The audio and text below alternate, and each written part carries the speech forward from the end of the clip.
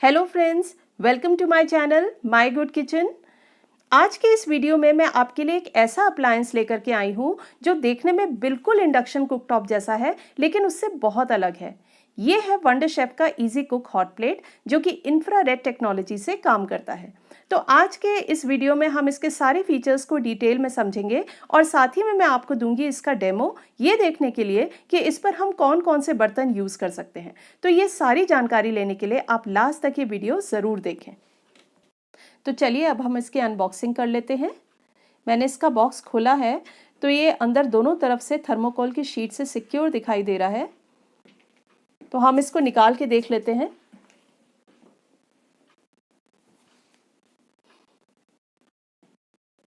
इन thermocol sheets को मैं हटा देती हूँ। इसकी वायर मुझे एडिक्वेट लेंथ की लग रही है और अंदर कुछ पैम्फलेट्स दिखाई दे रहे हैं। आई गेस ये यूज़र मैनुअल होगा और वारंटी कार्ड होगा। इन्हें अभी हम साइड में रख देते हैं, ये हम बाद में देखेंगे। तो आप देख सकते हैं कि ये अंदर भी प्लास्टिक शीट में रैप था। इसको मैं हटा देती हूँ और देखते हैं कि ये कैसा है। तो ये कुछ इस तरह का दिखता है। इसके ऊपर का सरफेस ब्लैक टफेंड ग्लास का है। बीच में हमें मिलता है वंडर शेफ का लोगो, जिसके अराउंड व्हाइट पोल्का डॉट का बहुत ही खूबसूरत डिजाइन है। इसके सेंसर टच पैनल 2 रोज में है।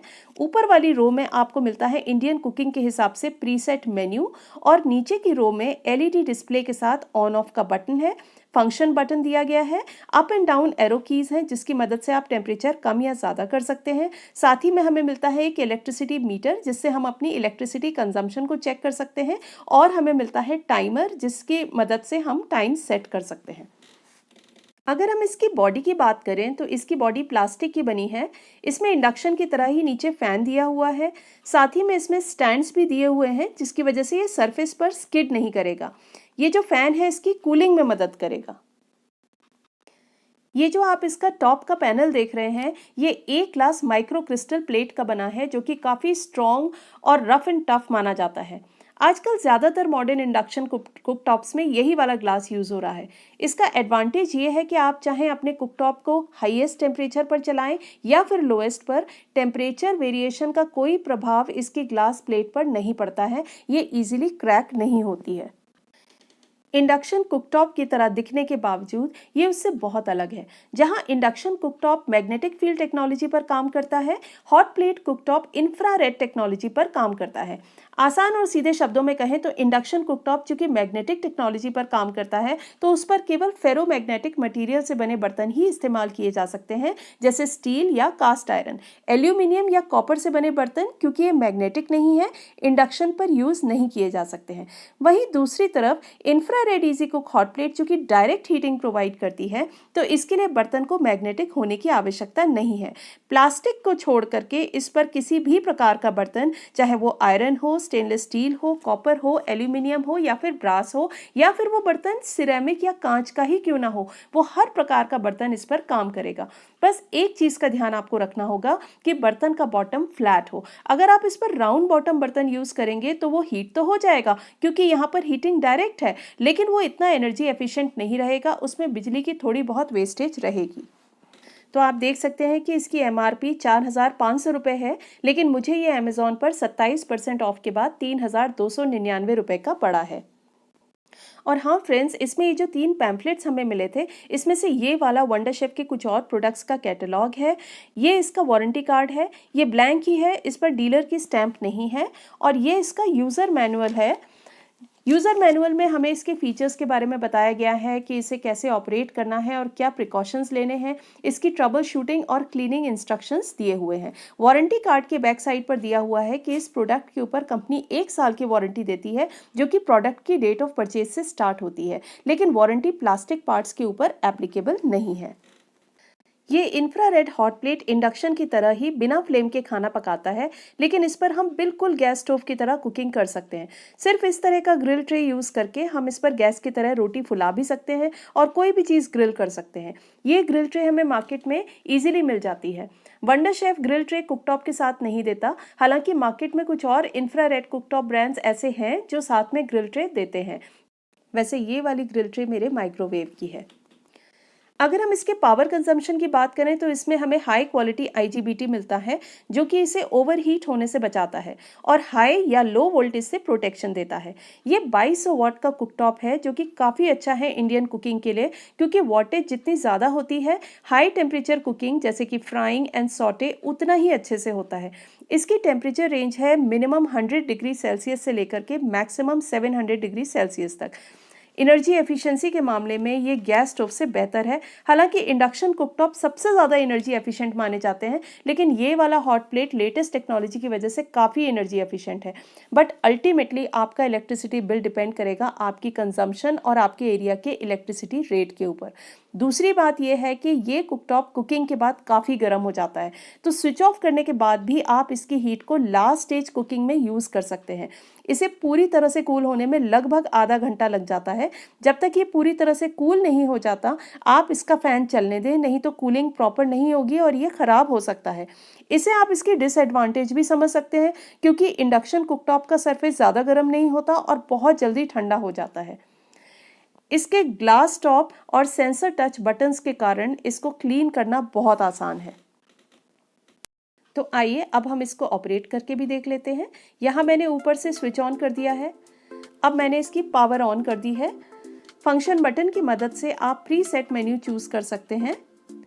लोअर टेम्परेचर पर इसकी कॉइल रेड नहीं होगी, लेकिन जैसे जैसे आप टेम्परेचर बढ़ाएंगे इसकी कॉइल रेड होती जाएगी।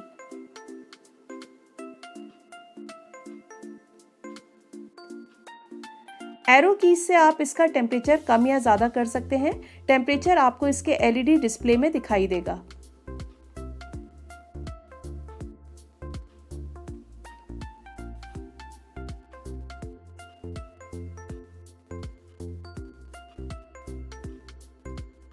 इलेक्ट्रिसिटी मीटर से आप अपना इलेक्ट्रिसिटी कंजम्पशन चेक कर सकते हैं और टाइमर से आप टाइम सेट कर सकते हैं। तो फ्रेंड्स, अब हम देखेंगे कि इस पर कौन कौन सी यूटेंसिल्स काम करते हैं। ये मेरा स्टेनलेस स्टील का फ्लैट बॉटम पैन है, जो कि इंडक्शन कंपैटिबल नहीं है।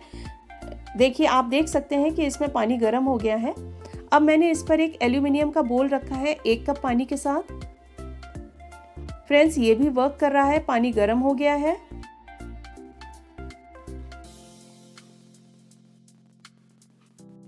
अब मैंने इस पर एक बोरोसिलिकेट ग्लास का बोल रखा है 1 कप पानी के साथ, और भाप उठने लगी है। ये भी इस पर काम कर रहा है। ये मेरा hard anodized aluminium pressure cooker है, जो कि इंडक्शन कंपैटिबल नहीं है। इसमें भी मैं 1 कप पानी डाल देती हूँ।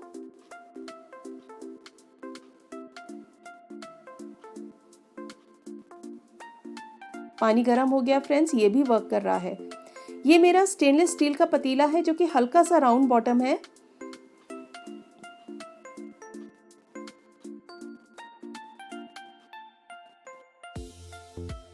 मैंने इसमें भी 1 कप पानी डाल दिया है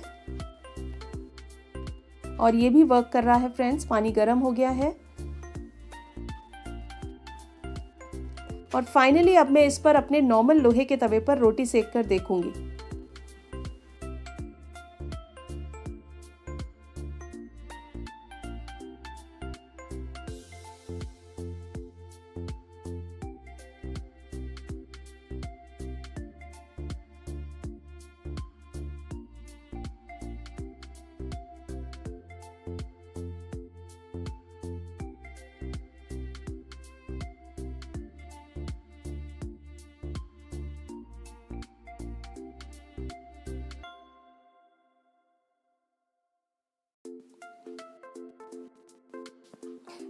फ्रेंड्स, रोटी सिकनी शुरू हो गई है और गैस की तरह ही सिक रही है, बिल्कुल फूलनी भी शुरू हो गई है। इस स्टेज पर चाहे तो आप इसको तवे के ऊपर भी फुला सकते हैं, लेकिन हम इसको ग्रिल ट्रे की मदद से, जैसे ओपन फ्लेम पर रोटी फुलाते हैं, वैसे ही इस पर भी फुलाकर देखेंगे। आप देख सकते हैं कि बिल्कुल गैस या चूल्हे की रोटी की तरह ही इस पर ब्राउन स्पॉट्स भी आए हैं। हमारी रोटी ऑलमोस्ट बनकर तैयार हो गई है और बहुत अच्छी बनी है।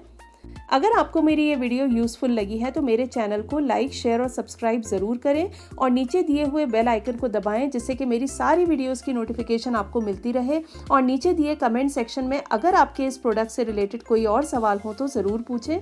अगली बार फिर एक नए वीडियो के साथ आपके सामने आऊँगी। तब तक के लिए बाय, अपना ख्याल रखें।